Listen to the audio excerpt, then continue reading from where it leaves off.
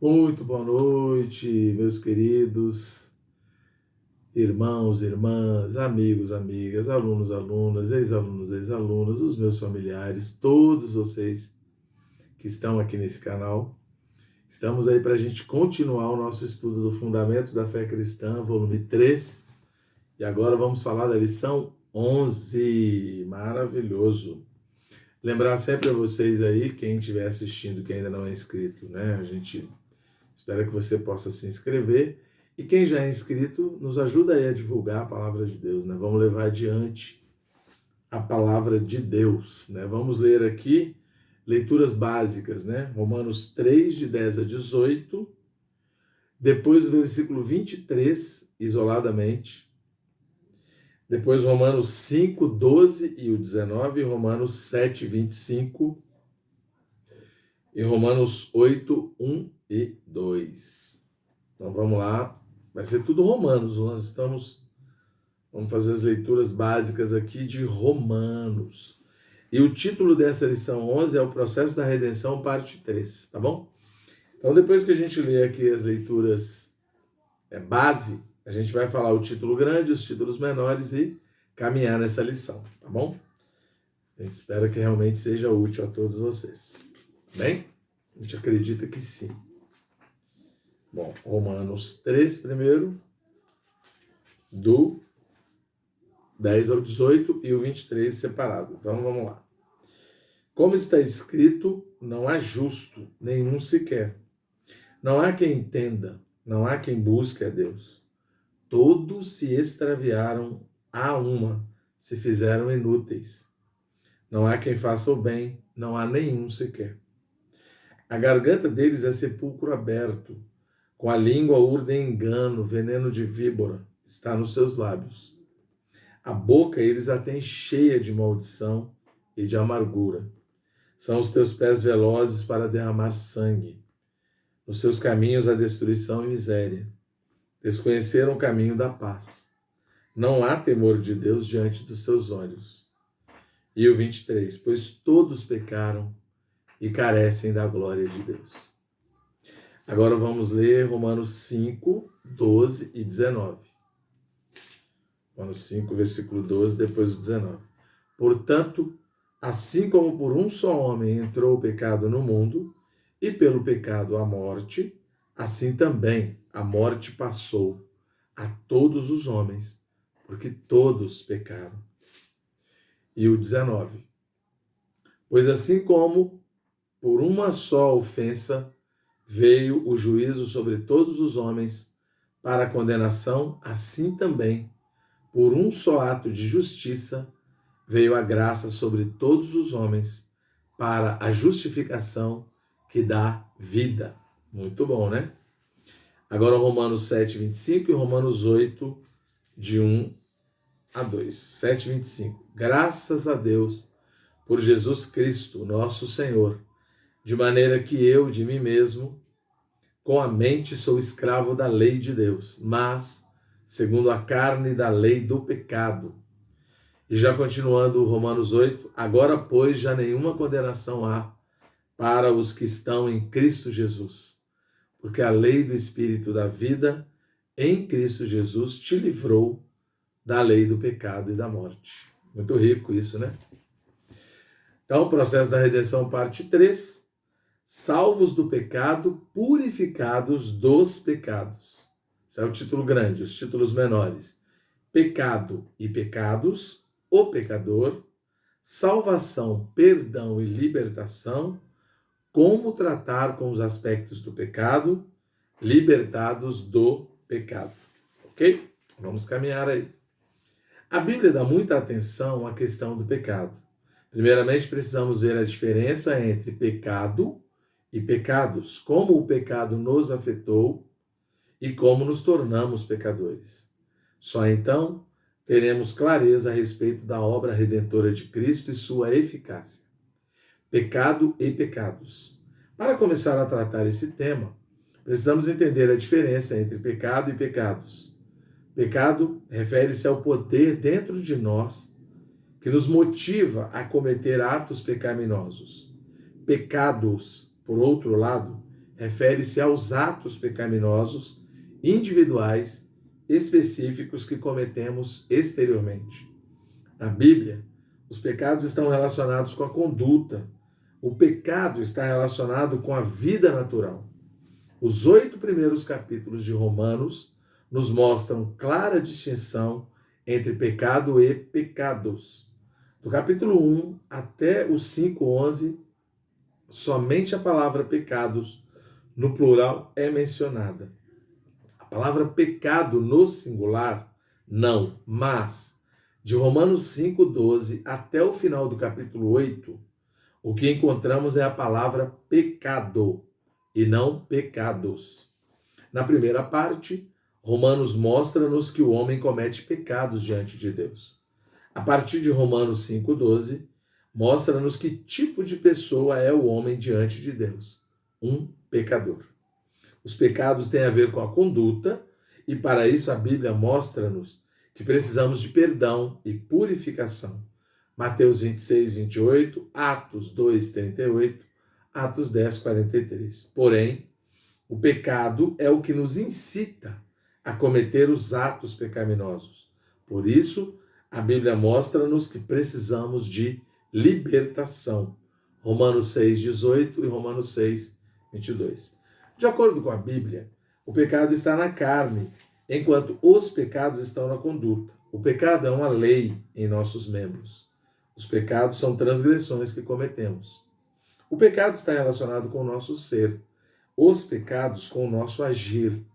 Pecado é o que somos, pecados o que fazemos.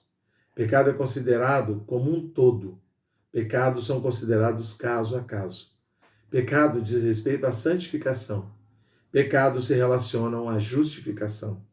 Figurativamente falando, o pecado é como uma árvore e os pecados são como o fruto da árvore. O pecador. Depois de entender o que é o pecado e o que são pecados, precisamos agora nos perguntar: quem é pecador? De acordo com Romanos 5, todos os que nasceram de Adão são pecadores. Romanos 5:19. Somos pecadores por nascimento e por isso seremos sempre pecadores, quer pequenos ou não. Não nos tornamos pecadores porque pecamos. Pelo contrário, pecamos porque nascemos pecadores. Embora, como vimos na lição anterior, nossos pecados sejam perdoados por Deus, ainda assim permanecemos pecadores. O próprio apóstolo Paulo se considerava pecador. 1 Timóteo 1,15. Não devemos pensar que são os muitos pecados que nos fizeram pecadores. Já faz muito tempo que somos pecadores, independentemente da quantidade de pecados que cometemos. Os 3 primeiros capítulos de Romanos nos mostram diversos tipos de pecados cometidos pelo homem. Esses capítulos nos mostram que o homem peca. Romanos 3:23 chega a dizer que todos pecaram e carecem da glória de Deus. Contudo, em todo o Novo Testamento, somente Romanos 5:19 nos diz quem é pecador. Todos os outros lugares no Novo Testamento nos dizem o que o pecador faz. Romanos 3 nos prova que somos pecadores, enumerando diversos pecados e dizendo que todos pecaram. Enquanto Romanos 5:19 nos diz que somos pecadores por nascimento. Salvação, perdão e libertação. A Bíblia mostra-nos que todo pecador necessita, primeiramente, da salvação de Deus. Romanos 6:23, 1 Timóteo 1:15. Tema que vimos na lição 9. Contudo, mesmo após ser salvo, o problema do pecado e dos pecados ainda se encontra diante do homem. Agora, apesar de ser salvos, ainda podemos mentir ou perder a calma, ter ciúme e ser orgulhosos. Esses pecados individuais nos aborrecem. Quando sucumbe ao poder do pecado, o pecador comete uma infinidade de pecados. E quando comete todos eles, traz sobre si a culpa ou a condenação pelos pecados. De acordo com a Bíblia, não somos responsáveis pelo pecado, e sim pelos pecados. O pecado na nossa carne não gera o problema da culpa diante de Deus, e sim os pecados que cometemos. Pelo fato de haver pecados, há culpa. E quando alguém é culpado, há o problema da punição. Isso lhe traz inquietação na consciência e o sentimento de estar separado de Deus. Os pecados nos fazem condenados diante de Deus. Somente quando alguém é perdoado é que sua consciência fica em paz e ele tem a ousadia de se achegar a Deus. Vimos na lição anterior que para ser perdoados e purificados por Deus, precisamos nos arrepender e confessar os pecados, um a um. 1 João 1, 7 e 9. Contudo, mesmo que os muitos pecados sejam perdoados por Deus, se o problema do pecado continuar, os muitos pecados continuarão a surgir e o problema da culpa continuará. Eis porque, após ter perdoado os nossos pecados, Deus prossegue para libertar-nos do pecado. Após sermos cristãos por muitos anos, percebemos que o que nos entristece de fato não são os muitos pecados, mas o próprio pecado. Não só as coisas que fazemos que são más, mas a nossa própria pessoa. Há uma inclinação natural em nós que anseia pelo pecado e nos faz pecar. A razão de pecarmos é que há uma lei dentro de nós. Romanos 7, 21 e 23. Que constantemente nos conduz a isso. Uma vez que a salvação de Deus para o pecador é completa, ele precisa livrá-lo dos muitos pecados e também do pecado em si. Como dissemos, o pecado é como uma árvore e os muitos pecados como os frutos dessa árvore. O que vemos são os frutos. Os frutos são maus porque a árvore é má. É assim que Deus nos ensina a entender o pecado. No início, ele nos mostra os pecados individuais. Por fim, nos mostra a nossa pessoa. No início, clamamos por perdão porque cometemos diversos pecados. Após um tempo, compreendemos que precisamos ser libertados porque somos pecadores. Como tratar com os aspectos do pecado? A Bíblia nos ensina que o pecado está em 3 lugares. Primeiro, diante de Deus, Isaías 59, versículos 1 e 2. Segundo, em nossa consciência, Hebreus 9, versículo 14. Terceiro, em nossa carne, Romanos 7, de 17 a 18. Se não tivermos clareza dessas 3 linhas e não formos capazes de fazer distinção entre elas, não teremos clareza acerca do problema do pecado. Deus é justo. Na administração do universo, ele é a mais elevada autoridade. Ele tem leis e ordenanças sobre os pecados, ainda que a lei tenha sido promulgada na época de Moisés. Desde Adão, o veredito para o pecado é a morte, como está em Gênesis 2,17. Mas foi só na época de Moisés que a lei foi especificamente colocada diante do homem. Quer falemos da lei explícita depois de Moisés, quer da lei implícita antes dele. O veredito de Deus é que quem peca deve morrer. Quando pecamos, primeiro há o registro dos pecados diante de Deus. É essa a razão que o Antigo Testamento frequentemente fala de pecar contra o Senhor. Em segundo lugar, o conhecimento do pecado está em nossa consciência. Embora haja um registro do pecado diante de Deus, enquanto você não tomar conhecimento dele, ainda será capaz de se alegrar como se nada houvesse ocorrido. Mas, uma vez que tome conhecimento do pecado cometido, o pecado que está diante de Deus entrará em sua consciência. A consciência é como uma janela. A luz de Deus resplandece em nosso interior através da janela da nossa consciência. Toda vez que a luz de Deus brilha, nos sentimos pouco à vontade e sabemos que fizemos algo errado. A consciência é alimentada pelo conhecimento. Suponhamos que você estacione o seu carro em um local proibido, sem saber, você está tranquilo até que alguém o avisa da infração que cometeu. A partir daí, você perde a paz, até que o problema seja resolvido. A consciência atua dessa forma. Enquanto não temos conhecimento dos pecados cometidos, seguimos tranquilos. Quando tomamos conhecimento que determinada atitude é pecado, a nossa consciência passa a acusar-nos e perdemos a tranquilidade. Sem conhecimento, portanto, você ignora seus pecados e pode até sentir-se em paz. Mas assim que você tiver o conhecimento e perceber o ponto de vista de Deus sobre seus atos, sua consciência não cessará de incomodá-lo. Normalmente as pessoas tentam fazer boas obras para subornar a consciência quando esta os acusa. O homem tenta dizer à consciência que, apesar de fazer coisas más, também é capaz de fazer coisas boas. Essa é a forma de salvação inventada pelo homem. Mas lembre-se de que essa é a maneira errada, uma vez que o pecado não existe apenas na consciência, e seu registro também está diante de Deus. Somente quando tivermos lidado com o registro do pecado diante de Deus, é que o pecado na consciência poderá ser tratado.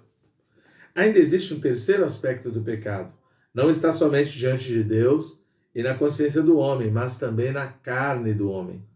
Conforme vemos em Romanos 7 e Romanos 8. O pecado está na carne do homem como chefe. Ele habita em nós e tem o poder de forçar-nos a pecar. Ele nos incita, compele, forçando-nos a pecar. Isso é o que a Bíblia chama de pecado na carne. Se você nunca resistiu ao pecado, ainda não sentiu o poder dele. É como a correnteza de um rio. Você não sente sua força quando se deixa levar por ela, mas se tenta ir contra ela, você tirar sua força. O pecado na carne está o tempo todo a nos incitar, a compelir a pecar. Mas somente quando despertamos para lidar com ele, é que percebemos que não temos recursos para isso em nós mesmos. E o problema do pecado na carne parece sem solução. Precisamos, contudo, ver que quando nos salvou, Deus tratou com os três aspectos do pecado. O pecado na carne, ou seja, no interior do homem, é tratado pela cruz e pela crucificação do velho homem. Romanos 6,6 vai dizer isso. Com relação aos pecados diante de Deus e na nossa consciência, precisamos nos arrepender e confessá-los para receber o perdão de Deus, baseado no sangue derramado pelo Senhor Jesus na cruz. Esse sangue lava os registros dos pecados diante de Deus e na consciência, tornando-nos novamente aptos a servir o Senhor. Hebreus 9, versículo 14.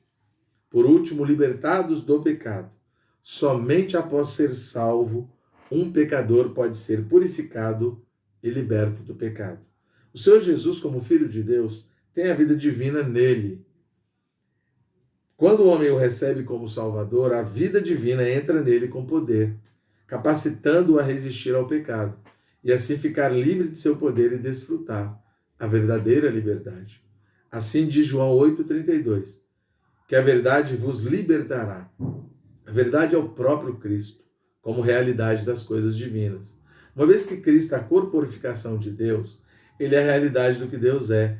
Essa realidade que é o elemento divino dispensado a nós e concretizado por nós, liberta-nos da escravidão do pecado pela vida divina.